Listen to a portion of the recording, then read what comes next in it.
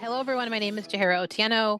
I'm a senior consultant with Community Wealth Partners, and we are here today to talk about our upcoming scenario planning workshop series.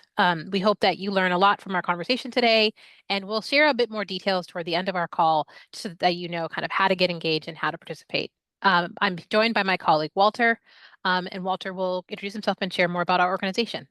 Hi, everyone. This is Walter Howell, pronouns he, him, Associate Director with Community Wealth Partners. We at Community Wealth Partners, we're a social sector consulting firm, and we're driving towards a vision where everyone has what they need to thrive. So we work with both nonprofits and funders and foundations towards that vision. We provide capacity building, we do strategy work, and we help regions and communities drive towards collective change with a number of different areas that we support. And one of those areas that we've done a lot of support, especially through some of our strategy work, some of our coaching work, is scenario planning, which we'll talk about here today around, what do you do when change is coming? What do you do as a team? How do you think about your budget? How do you think about your team, your staff, changes in strategy and investments in order to meet those? So that's one aspect of what we do. We do a lot of other things that we'll be talking about here today. Great. Thanks so much, Walter. So first question, who is best positioned to participate in this workshop series? On the foundation side, there's a lot of change happening in the new administration and new Congress. Different gaps that are here already in terms of cuts to funding, cuts to DEI support and those different programs, and potential cuts to come in basic federal contracts.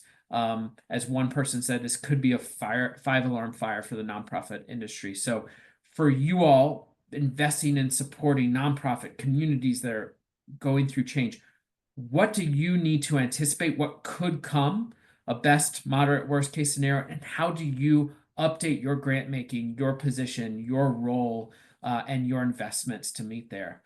This is also especially for your foundation, your nonprofits, to support them, and for nonprofits themselves, that you all are the ones on the ground supporting different communities. And many of you have different federal contracts or grants that are vulnerable right now.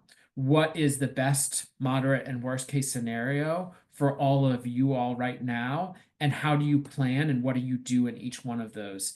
One of our colleagues, Sandra, said yesterday as we were talking about this, in a time of a lot of chaos and there's all these things happening, there's power in saying, you know what, I'm going to control what I can control. All of these different things are happening, but I'm going to say, okay, what are we about?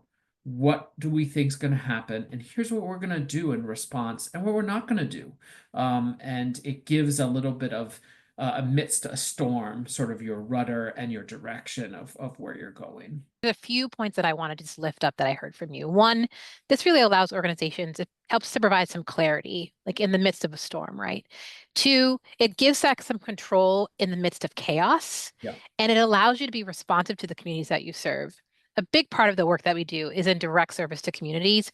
And so we want to empower and support the organizations that we work with to be the best and be responsive in the best way for those communities. Yep. Thank you so much, Walter. I really appreciate you giving me a little bit of your time.